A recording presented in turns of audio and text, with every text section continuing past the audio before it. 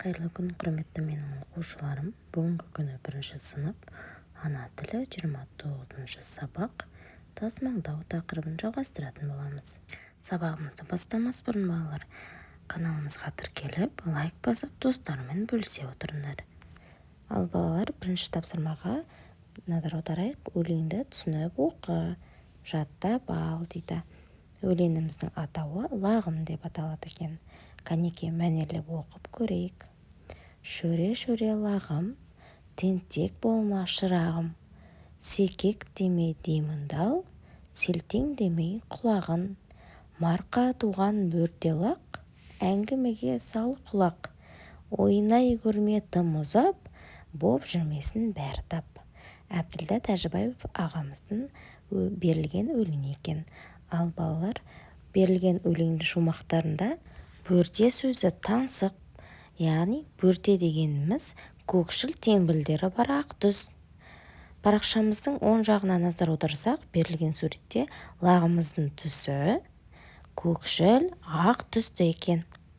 Ал берілген тапсырмаларды оқып көрейік. Өлең не туралы? Өлең лақ туралы берілген. Лақты сипаттап айт дейді. Лаққа тентек болма, секеңдеп, селтеңдеп жүрме, ойнап жүрме, әйтпесе бөрлерге тап боласың, яғни қасқырларға жем боласың дейді. Жарайсыңдар балалар. Ал балалар, 2-ші тапсырмаға назар аударайық. Көп нүктенің орнына тиісті сөздерді қойып жаз делінген. Ал керекті сөздер шумақ астына берілген екен. Назар аударайық. Керекті сөздерімізді қолданып, сәйкестендіріп оқып шығайық. Мен тентектеу қандаймын дейді? Кіммін дейді? Мүйізі жоқ шұнақпын, қой бастайтын. Кіммін боп дейді?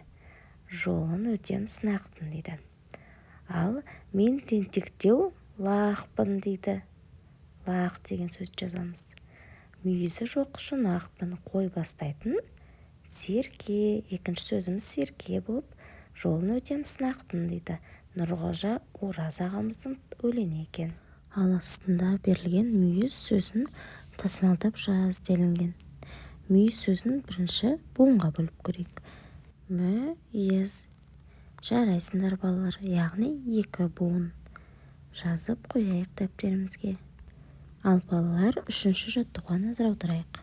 Сурет бойынша мәтін құра делінген. Суретке назар аударайықшы. Суретте қандай жыл мезгілі бейнеленген? Суретте бізде не нәрселер бейнеленген? Мұқият қарап көрейікші.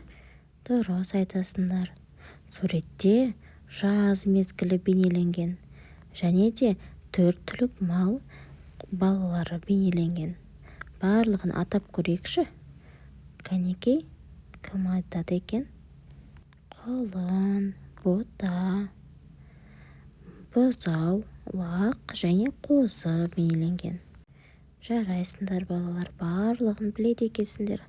Ал сурет бойынша мәтінді мен бұлай құрадым, оқып шығайын. Қазір жаз мезгілі, ауа райы өте тамаша болып тұр. Судың жағасына жан-жануарлар жиналып, қоректеніп су ішуде. Балалар мәтінді өз қалауларының бойынша құрастырып, жазсаңдар болады. Ал бүгінгі сабақ тәмам, сау сәлеметте болыңдар.